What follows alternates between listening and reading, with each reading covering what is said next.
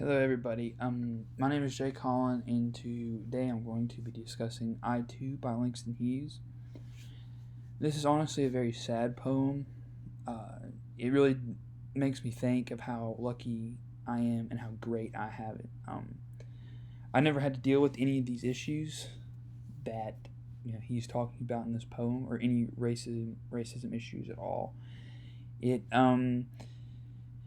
reminds me a lot of today. There's a lot of divide in the country. There's a lot of racism. I think the same thing was going on at this time.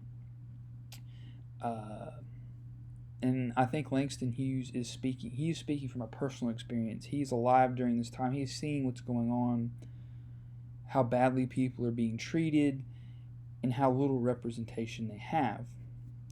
Um, he he was alive during this time. He saw it in person. He was a big leader in the Harlem Renaissance.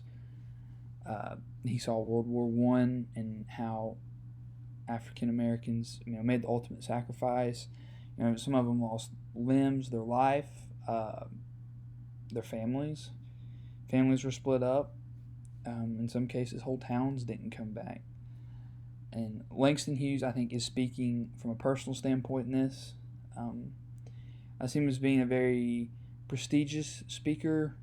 He conveys his point without coming straight out and saying it. He uses the metaphor of the dinner table. I think he's speaking to everybody. I think everybody needs to listen to this. He Anybody in the world, in the poem he says, "I too sing America." I think, however, any country could use it. I too sing United Kingdom. I too sing France.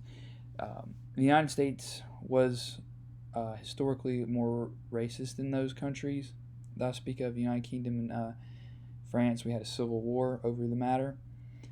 So I think that was still looming around, because that was only 60, 70 years. Civil War 60, 70 years prior to him writing this. So yeah, that spark was still there. Uh, and the reason he's speaking is because it's a huge problem. Many African Americans, bust it day in, day out, uh, putting in work, bettering themselves, bettering the country, and they have little representation to none. Uh, that's why he says, "I too sing America," and that's kind of a metaphor, I think, too, in itself, because they're representing America. They went and fought in the First World War, working just as hard as everybody else, trying to make America a great place and keep it that way. Um, he talks about the dinner table. That can be metaphorically and actually.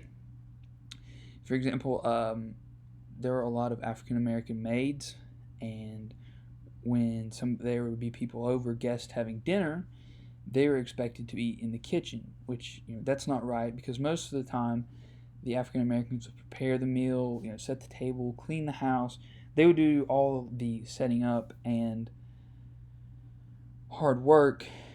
And I think that he is saying, right there, they do all the work, and they don't really get, they don't get to reap the benefits. Uh, they get to go home or eat in the kitchen, as he says. And then he says, the next day they come in and they'll be at the table cleaning, picking stuff up, and he kind of doesn't make a joke, but uses a little sense of humor, and he says, "Nobody will dare say eat in the kitchen." Nobody else wants to clean up, so they make him do it. Uh, I think that's a little bit personal there. He may have had a family member that had that happen, and he talks about how each day he just laughs, eats well, and grows strong. I think the eat well could also be kind of a metaphor for gaining knowledge. A lot of the times they weren't given the same opportunity as everybody else for schooling and stuff like that. And I think he's saying, as the days go on, he's becoming more and more knowledgeable. And they say knowledge is power, and with knowledge, words can sometimes carry a bigger meaning than like a sword or violence. Somebody's more likely to listen to you if you're not fighting them. Um, and I think the impression being created is showing an issue, and showing that that's a big problem in the United States and that needs to be fixed. Um, I don't. I think the images progress because he talks about during the day. He's expected to do things like prepare the meals, get things set up, or as a in the metaphoric sense, you know, go work at the factories, volunteer for the army, um, do what you're supposed to do. And then he's also talking about how they sing America. They are America. They're the backbone. Everybody's the backbone, but they are sort of getting left behind. They don't really get the same treatment. Um, they came back from war and there was no celebration for them really. They were expected to go, but nothing was coming back. Uh, I think the symbol. There's the symbol of the table in the government. I think the table really refers to Congress or the presidency, because the table could symbolize the Oval Office. I don't know if they had the Oval Office at the time, but that's where the president is. And they really didn't get a seat there either. They didn't get a seat in the House. They didn't get a seat in the Senate, and they for sure didn't get a seat in the Supreme Court. Nobody was there to really look after them. They call their congressman and they wouldn't get a call back, or send them the letter and they wouldn't get a letter back. Um, I think the poem is more of a traditional. There aren't a whole lot of words, in each line. I don't think there really has to be though.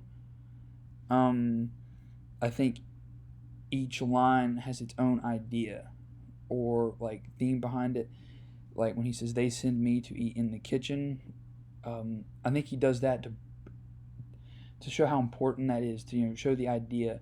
Like that's one of the longest lines in the poem, and it's really to kind of get you to see what is truly going on with racism and how it's not a good thing. It's not fair. There wasn't a lot of equality, and going back to how I felt, it really I don't it doesn't affect me, but I feel that's not right. I believe if you work as hard as you can, you deserve to be represented. You deserve a seat at the table. Um, Skin color does not matter, um, and it really hurts me that still goes on today. And you turn on the news and that's what you see. That's the big thing. And I think that there's a lot of things that need to be fixed. Um, but that pretty much summarizes it, and goes into a little bit of the theme, and I mean the perspective. It basically puts you in his shoes. It shows you what he sees, what any African American sees, and how it's not right. I think it is structured well because it has kind of like each day, like it starts out day and then tomorrow. Um, the alliteration of I too sing America. Uh, they're just as patriotic. He's just as patriotic as the next person. He loved his country. He would do anything for his country, but his country wouldn't do anything for him. And I think that was a big, big point he was trying to bring across. Thank you guys for watching. I hope you have a great day and stay safe during COVID. I'll talk to y'all later.